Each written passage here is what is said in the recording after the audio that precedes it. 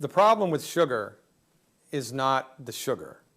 The problem with sugar is how much sugar and how well is your body equipped to metabolize it. Sugar is the gasoline of your body. You could not blink an eyelash without sugar. Your body loves and needs sugar. You know how much? DNA, your genetic material, deoxyribonucleic acid. The ribo stands for ribose, which is a sugar. Your DNA is made from sugar. So how bad can it be?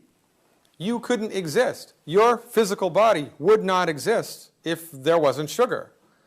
Your body loves and needs sugar. Sugar is so important to your body, your liver can make it through a process called gluconeogenesis, just like it can make cholesterol, because it needs it. It's very important. Sugar is very important.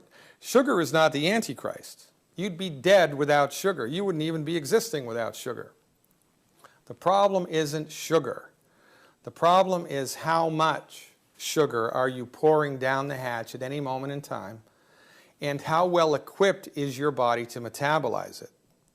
Now, if you look at a chart for the amount of sugar that we were eating in the 1800s and the amount of sugar that we're eating now, it's like, oh my God, I can't believe it. It's massive amounts of sugar now, right?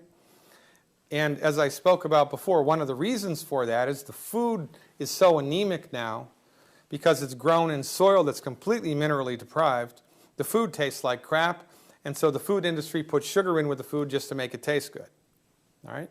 So we are consuming culturally way too much sugar, number one. And number two, in order for your body to process sugar, remember, sugar is like gasoline.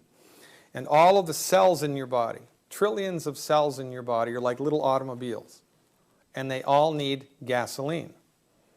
Sugar has to get inside the tank of all of the cells of your body. It does that through the use of insulin. All right? So you eat something that has sugar in it, now there's sugar in your bloodstream. Doesn't matter if it's fructose, glucose, sucrose, doesn't matter. Glucose is the preferred form of sugar, but your body will take whatever it can get. So you've got sugar in your blood. When there's sugar in the blood, the pancreas secretes insulin. Now there's insulin and sugar in the blood. Insulin flows through the bloodstream, and through some agency that is inexplicable, that medical science is clueless about, insulin sticks to and binds to insulin receptors on the outside of every cell wall. It's kind of like somebody showing up to your front door and ringing the doorbell, right? And when they ring the doorbell, the kitchen door automatically opens to allow the groceries to come in.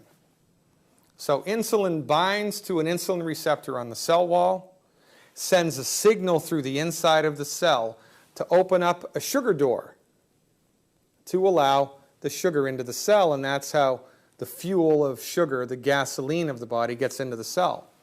Insulin rings the bell, the kitchen door opens, and the groceries come in. In this case, the sugar comes in. Life is good.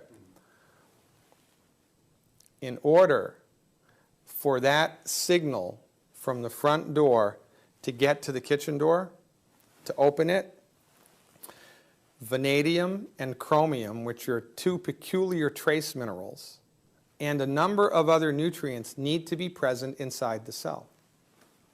If they are not there, insulin rings the bell, the signal gets interrupted, the kitchen door stays closed. So sugar piles up in the blood. What does the body do? Makes more insulin. Sugar piles up in the blood. What does the body do? Make more insulin. It's called insulin resistance syndrome. It's the same thing. Syndrome X, metabolic syndrome, insulin resistance syndrome, pre-type 2 diabetes, and type 2 diabetes, from our point of view, are all the same illness. Just more and more and more and more and more and more of it. And what causes the illness? Lack of minerals. 1957, an MD, Walter Mertz, proved with scientific studies with mice that if you eliminate chromium from the diet of the mouse gets type 2 diabetes. You put chromium back, it goes away. Further studies were done with the trace mineral vanadium that showed the same thing.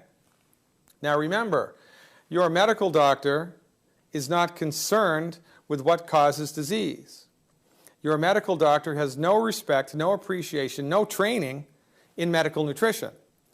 So your medical doctor, when you are having a blood sugar issue, which is on the rise here, unbelievable, skyrocketing, the only thing your medical doctor will advise you to do is wait until it gets really bad, and then we'll give you metformin.